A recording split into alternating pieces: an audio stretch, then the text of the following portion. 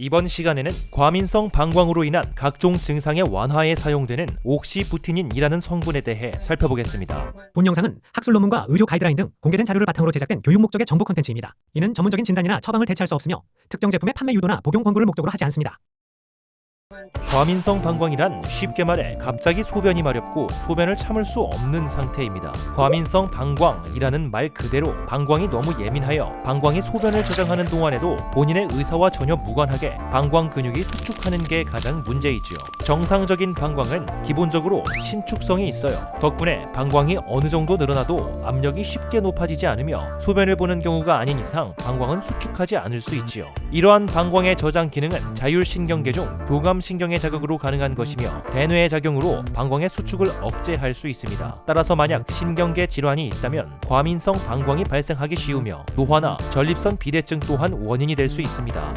이 과민성 방광으로 인한 증상과 문제는 다양합니다. 정상인의 경우 하루 평균 5에서 6회의 소변 활동이 정상인데요. 과민성 방광은 하루에 소변을 8회 이상 보는 빈뇨부터 야간에 소변을 보기 위해 일어나야 하는 야간 빈뇨, 그리고 소변이 마려울 때 참지 못하여 새어나오는 절박 요실금 등 다양한 증상으로 이어질 수 있습니다. 정상인은 방광 내의 소변이 400에서 500ml까지 차도 큰 불편이 없이 소변을 참을 수 있습니다. 방광과 신경의 조화가 잘 이루어지기 때문이지요. 반면 과민성 방광 환자는 예민하고 신축성이 떨어지는 방광으로 인해 압력이 쉽게 높아지며 소변을 보지 않는 상태에서도 방광이 쉽게 수축합니다. 쉽게 말해 과민성 방광과 보통의 방광의 똑같은 양의 소변이 차도 과민성 방광 환자들은 정상인에 반해 소변을 참기가 매우 힘든 것이지요. 따라서 어디를 가든 화장실 위치부터 알아두려 하고 스트레스와 불안감으로 인해 삶의 질이 떨어지기 쉽습니다. 특히 폐경 이후 여성의 경우 우울증으로 이어질 수 있고 성생활에도 악영향을 미치며 야간 빈뇨로 인해 수면장애의 원인이 되는 등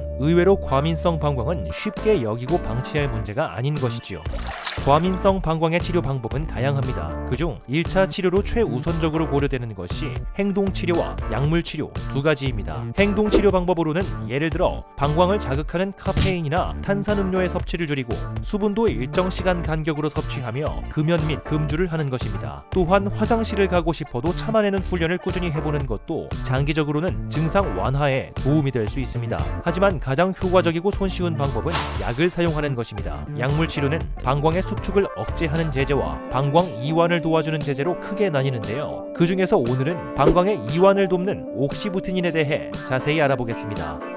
옥시부티닌은 방광 평활근을 이완시켜 하루 8번 이상 소변을 자주 보는 빈뇨 증상과 야뇨증 그리고 요실금 치료용으로 사용됩니다. 성인뿐 아니라 소변을 잘 조절하지 못하는 6세 이상 소아에도 사용됩니다.